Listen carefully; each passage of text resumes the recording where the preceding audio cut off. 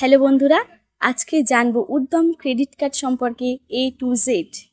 কি কারণে রিজেক্ট হতে পারে আবেদন, সমস্ত কিছু আজকের এই ভিডিওতে বলবো।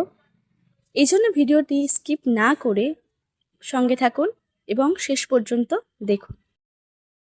প্রথমেই বলবো যে এই ক্রেডিট কার্ডের সুবিধা কি।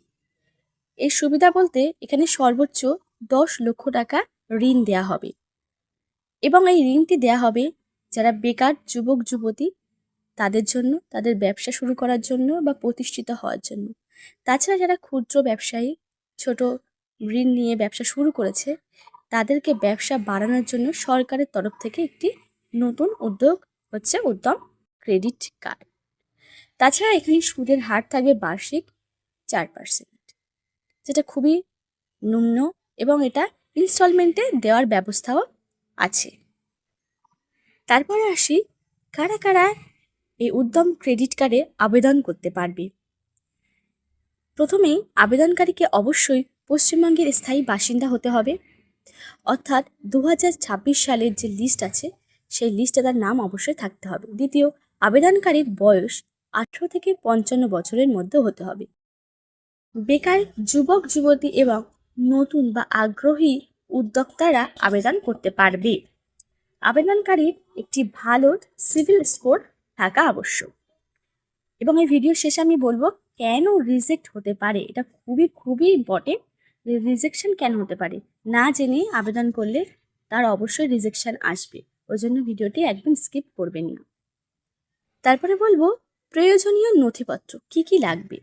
আবেদনকারীর পাসপোর্ট সাইজ একটা ছবি লাগবে এবং তার স্বাক্ষর লাগবে, ভোটার কার্ড বা পরিচয়পত্র লাগবে, প্যান কার্ড এবং ঠিকানার প্রমাণপত্র, এটা আবেদনকারীর অবশ্যই দিতে হবে। আবেদন প্রক্রিয়া কেমন হবে? আবেদন প্রক্রিয়াটি হবে সম্পূর্ণ আধুনিক বা পেপারলেস, অর্থাৎ অনলাইনে আমাদের আবেদন করতে হবে।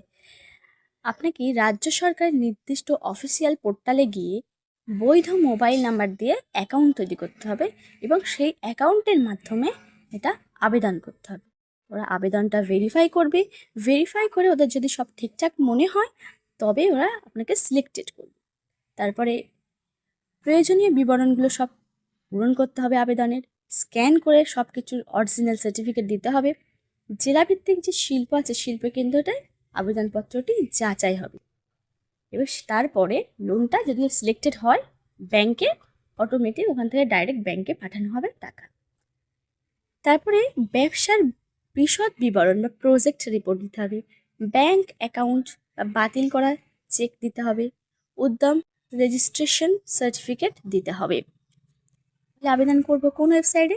ওয়েবসাইট হচ্ছে WBCCS, অর্থাৎ ওয়েস্ট বেঙ্গল ভবিষ্যৎ ক্রেডিট কার্ড স্কিম বলে একটা পোর্টাল আছে, সেখানে গিয়ে আমাদের এই রেজিস্ট্রেশনটা করতে হবে, প্রয়োজনীয় নথিপত্র দিতে হবে।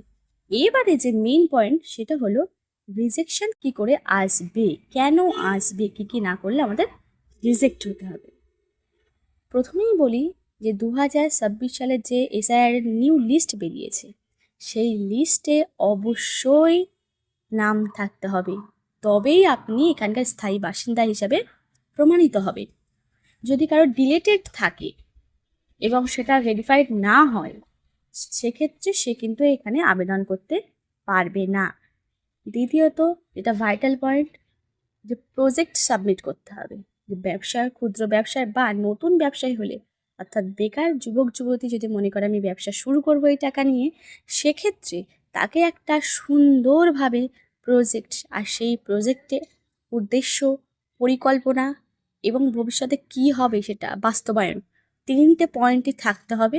সুন্দরভাবে সেটা সাজিয়ে একটা প্রজেক্ট তৈরি করে সেটা সাবমিট করতে হবে। সেটাই দেখবে যে আদেও তুমি এই কাজটা করতে পারবে কিনা, তুমি কেপেবল কিনা, সেগুলো যাচাই হওয়ার পরে টাকা দেওয়া হবে, না হলে কিন্তু দেওয়া হবে না।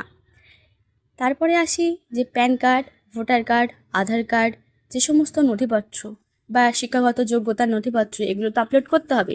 সেই আপলোডের সময় ওগুলো যেন নামের ভুল, বয়স, এরকম কোনো ভুল ভ্রান্তি না থাকে, সেগুলো আপনারা আগে থেকে ঠিক করে নেবেন। ঠিক করে সুন্দরভাবে ফ্রেশ কপি ওখানে জমা করবেন। তাহলেই আপনাদের এটা পুরোপুরি কনফার্ম হয়ে যাবে, আবেদনটা সাবমিট হলে টাকা পেয়ে যাবেন। তো আজকের ভিডিও এই পর্যন্ত, এবং প্রয়োজন হলে এটা নিয়ে আর একটা ভিডিও করব। পাশে থাকবেন, লাইক সাবস্ক্রাইব করবেন। ধন্যবাদ।